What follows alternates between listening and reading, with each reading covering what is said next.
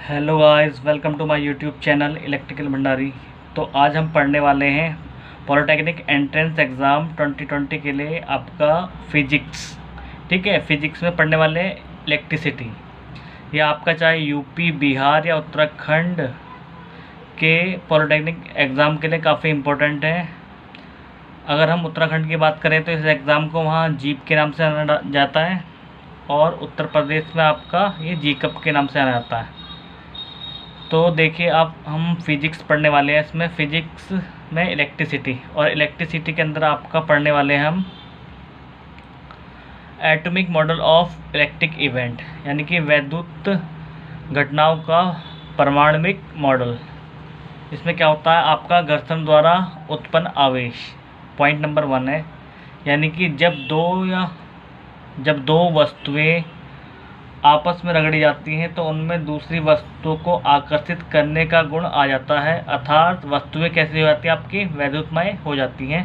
इस क्रिया को हम क्या कहते हैं, आवेशन कहते हैं। ठीक है, यह वैद्युत आवेश दो प्रकार के होते हैं। एक आपका क्या होता है, धनावेश, और एक होता है आपका ऋणावेश। यानी कि कहने का मतलब इसका ये है, जब दो वस्तुएं आपस में रगड़ी जाएंगी तो उनमें क्या होता है, आपका वो आकर्षित करने की उनमें गुण आ जाता है। ठीक है, जैसे कि हम कंघा लेंगे, अगर कंघे को हम बालों पर रगड़ें और छोटे छोटे कागज़ के टुकड़े लें तो उन पर अगर कंघा उनके नज़दीक लाएं तो कागज़ के टुकड़े क्या होते हैं, उन पर आकर्षित करते हैं, यानी कि चिपक जाते हैं। ये इसका बेस्ट एग्जाम्पल है। और दूसरा एग्जाम्पल क्या है आपका, एक गुब्बारा लीजिए, उसे सिर पर रगड़ें और फिर उसको ऐसे रगड़ने के बाद थोड़ी देर बाद उस गुब्बारे में क्या होता है, नेगेटिव चार्ज हो जाता है, और उसको सिर पे ऐसे ही छोड़ दें तो क्या हो जाता है, वो सिर पे चिपका रह जाता है। ये भी एक बेस्ट एग्जांपल है इसका।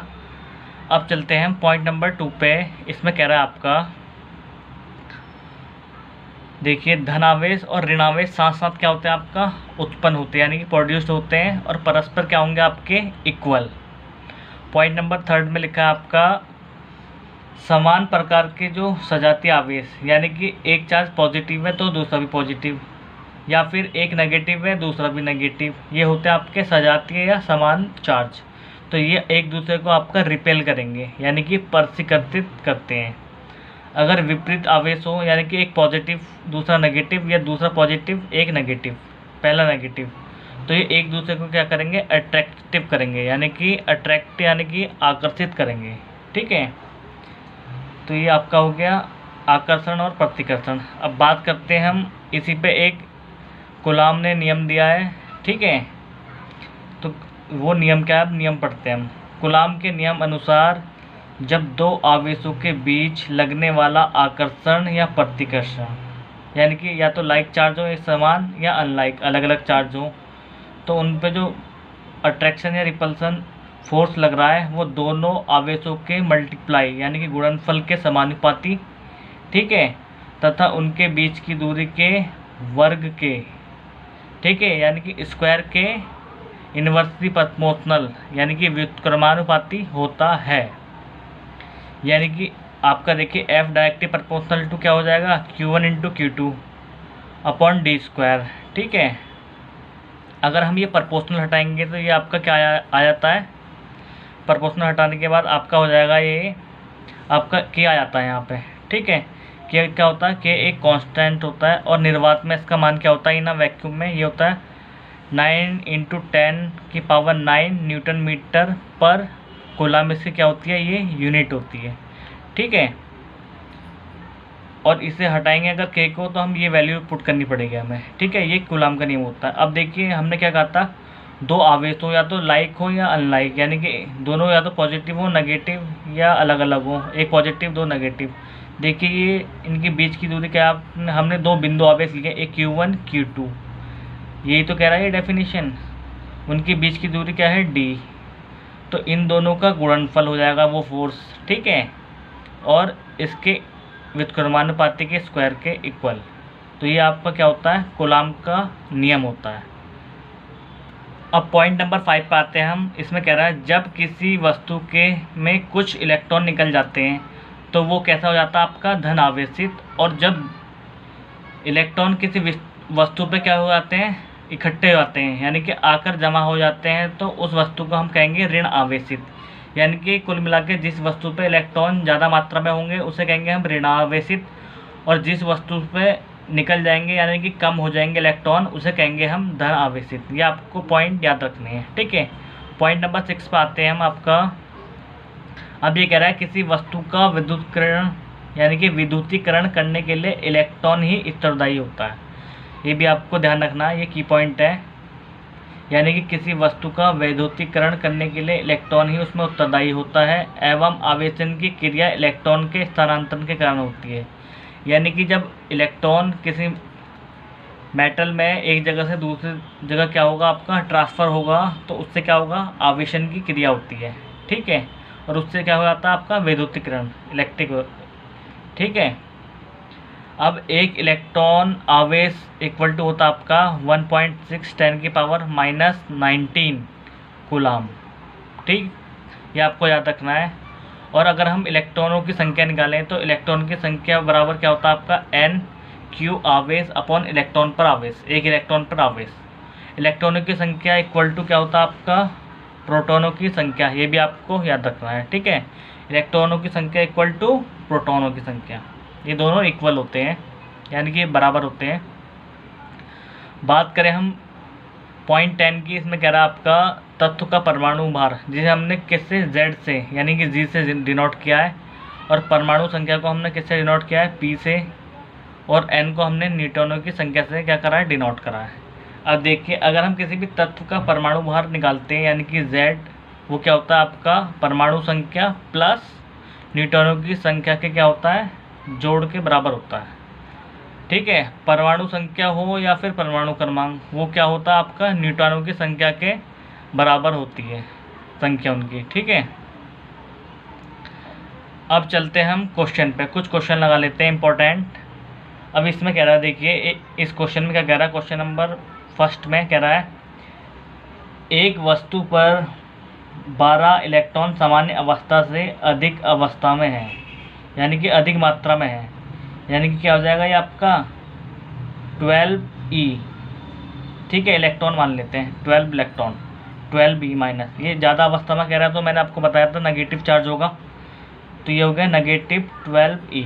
अब कह रहा है ये दूसरी वस्तु पे 16 इलेक्ट्रॉन समान अवस्था से कम है, तो मैंने बताया था जहाँ कम आएगा वहाँ पॉजिटिव लेना है, तो क्या हो जाएगा आपका +16, ठीक है। तो समान अवस्था में कम है तो इनके संपर्क में लाने पे, अभी हम इन्हें संपर्क में लिया है जोड़ दिया हमने, तो संयुक्त वस्तु पर आवेश होगा, तो हम इन्हें जोड़ देंगे आपका, ये क्या आ जाएगा आपका, ये आपका आ जाएगा 4e। तो आंसर क्या हो जाएगा आपका 4 इलेक्ट्रॉन। अब ऑप्शन देखें, ऑप्शन ए में कह रहा है 4 इलेक्ट्रॉन पहले में दिया हुआ है, ठीक है। ऑप्शन ए क्या हो जाएगा आपका करेक्ट। क्वेश्चन बहुत सिंपल आते हैं, बस आपको ये ध्यान रखना है पॉजिटिव कब होगा और नेगेटिव कब होगा, ठीक है। अगर ये कहता है सामान्य अवस्था से अधिक है तो ये नेगेटिव हो जाता है, ठीक है। अब ये कह रहा है दूसरी वस्तु में 16 इलेक्ट्रॉन सामान्य अवस्था से कम है, तो इनको संपर्क में लाने से संयुक्त वस्तु का आपको आवेश बताना था, यानी कि इन्हें जोड़ देना है, तो कितना आया प्लस के। अगर चार्ज की प्रकृति पूछेगा तो क्या होगा आपका धनात्मक प्राप्त होगा, हमें 4 इलेक्ट्रॉन धनात्मक प्राप्त होंगे, ठीक है। अगर अब हम यहाँ कर ले 5 इलेक्ट्रॉन क्या है अधिक मात्रा में, और यहाँ कर लेते हैं हम इसे 16 को हटा के 7 इलेक्ट्रॉन। अब करें, अगर अब पढ़ते हैं हम क्वेश्चन को, एक वस्तु पर 5 इलेक्ट्रॉन समान अवस्था से अधिक है, यानी कि नेगेटिव के 5e, ठीक है। सॉरी, यहाँ 7 की जगह हम ले लेते हैं आपका 2, ठीक है। 2 इलेक्ट्रॉन, जो ये 16 लिया इसकी जगह हम ले लेते हैं 2, तो अधिक है। दूसरी वस्तु में क्या है 16 की जगह ले लेंगे हम 2 इलेक्ट्रॉन, तो दूसरी वस्तु पर 2 इलेक्ट्रॉन सामान्य अवस्था से कम पे है, तो पॉजिटिव क्या हो जाएगा आपका 2 इलेक्ट्रॉन। तो इनको हम संपर्क में लाएंगे एक दूसरे के, तो इस पे संयुक्त वस्तु पे आवेश कितना होगा, तो ये आपको हमें दिख रहा है, इसकी प्रकृति कैसी हो गई, आवेश आएगा आपका 3, मगर ये कैसा होगा ऋणात्मक, ठीक है। तो कितनी होगी -3 इलेक्ट्रॉन, ये आपको ध्यान रखना है। अब चलते हैं नेक्स्ट क्वेश्चन पे। तो अब चलते हैं हम क्वेश्चन नंबर 2 पे। ये कह रहा है एक चालक पर 12.8 इंटू 10⁻⁻19 कूलाम ऋण आवेश है। ठीक है, यानी कि ये ले लेंगे हम क्यू मान लेते थे। अब ये पूछ रहा है इस चालक पे सामान्य अवस्था में इलेक्ट्रॉन अधिक हैं, यानी कि n बताना है। Q इक्वल टू क्या होता है आपका NE, तो n क्या आ जाएगा आपका Q/E। ठीक है, Q तो हमें दिया है, Q कितना दिया हमें 12.8 इंटू 10⁻⁻19, और E पे कितना होता है चार्ज आपका 1.6 10⁻⁻19। तो इससे ये कट गया, पॉइंट से पॉइंट हटा, 16×128, यानी कि n कितना आ गया आपका 8 इलेक्ट्रॉन। तो इसका आंसर कितना हो जाएगा आपका 8 electron. Option D is correct. I hope आपको समझ में आ रहा होगा। देखिए फिर समझाता हूँ एक बार। ये कह रहा है एक चालक पर 12.8 × 10⁻19 कूलाम ऋण आवेश है। ठीक है, यानी कि नेगेटिव चार्ज है इतना।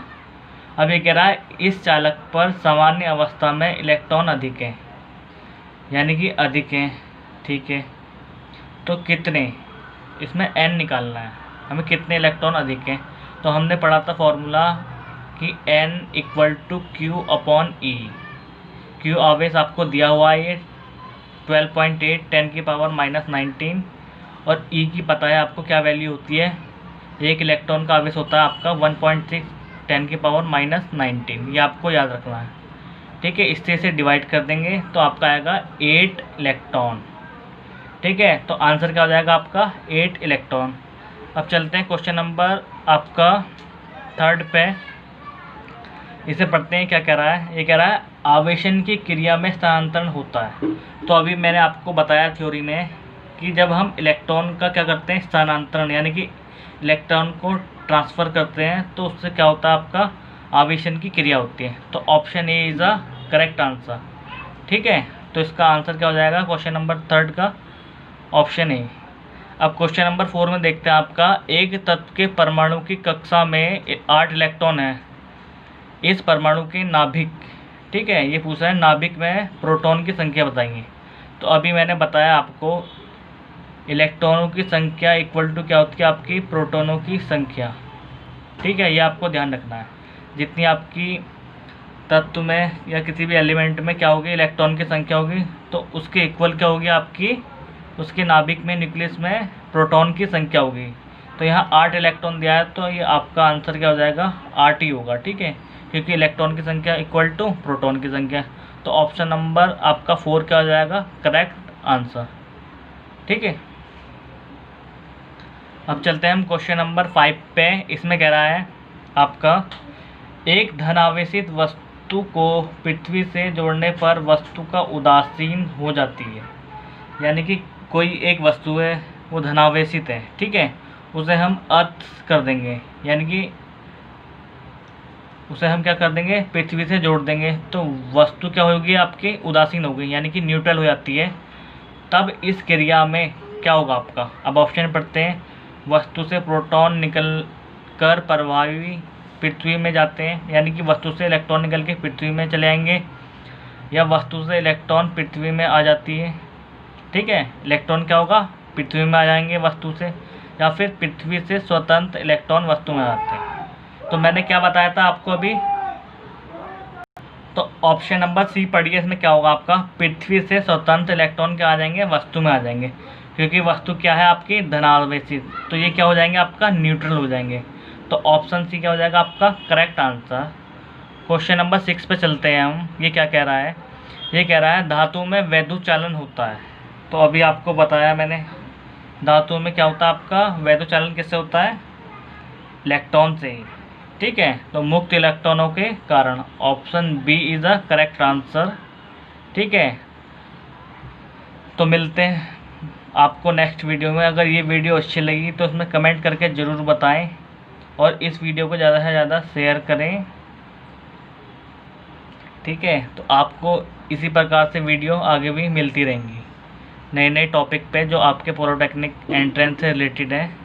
तो मिलते हैं आपको नेक्स्ट वीडियो में। Bye bye guys.